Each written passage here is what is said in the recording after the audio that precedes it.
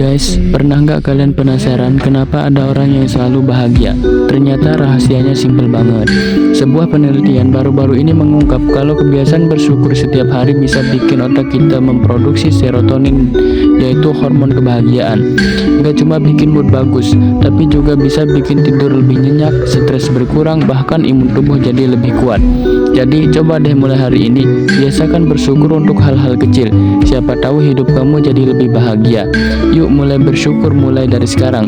Jangan lupa like, share, dan follow untuk fakta menarik lainnya. Oke.